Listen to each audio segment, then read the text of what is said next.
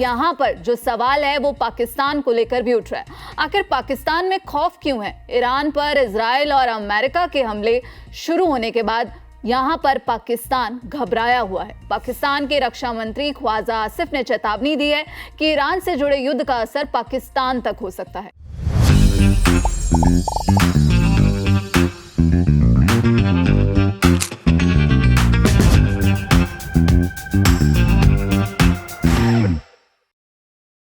उन्होंने ईरान युद्ध को यहां पर यहूदीवादी एजेंडा बताया, जिसका मकसद इजरायली असर को पाकिस्तान की सीमाओं तक बढ़ाना है।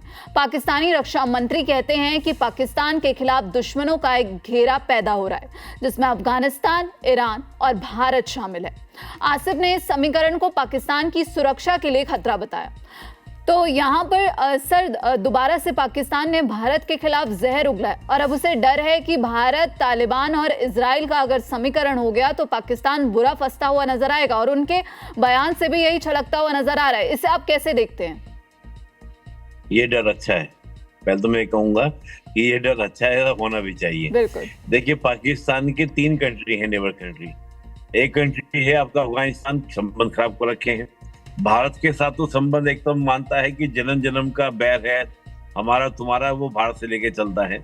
ईरान के साथ भी उसके अच्छे खासे कॉन्फ्लिक्ट हैं। जो ईरान का बलूचिस्तान वाला एरिया है, तो बलूच के बड़ी संख्या में बलूची जो है वो ईरान में भी रहते हैं, तो उस वजह से बॉर्डर वहां भी डिसाइडेड जैसा नहीं है। एक तो ये बात।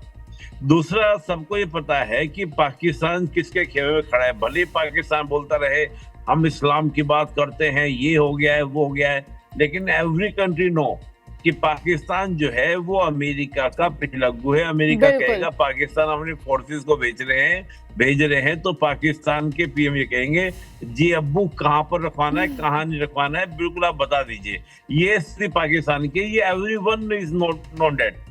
तो इस स्थिति में क्या होगा? अगर कल को, मैं आपको घोषणा कर दे रहा हूँ, अगर कल को ग्राउंड ऑफ फुट होता है, यानी कि अगर ऑपरेशन होता है कि हम मतलब आपका लैंड रूट से एंट्री करेंगे ईरान के अंदर, अमेरिका डिसाइड करेगा, तो वो जमीन यूज करेगा पाकिस्तान की। अब ये बात ईरान को भी पता है कि पाकिस्तान की जमीन का प्रयोग होगा, तो जाहिर सी बात है वो ईरान अच्छे से तो ले नहीं रहा होगा पाकिस्तान को। और ईरान की वजह से बॉर्डर कॉन्फ्लिक्ट, आपको याद भी होगा साल भर पहले कॉन्फ्लिक्ट भी अच्छा खासा हुआ था ईरान और पाकिस्तान के बीच में। तो ये जो चीजें हैं, इनका अपना किया हुआ, कहते हैं ना, इनका खुद का फैलाया हुआ रायता है।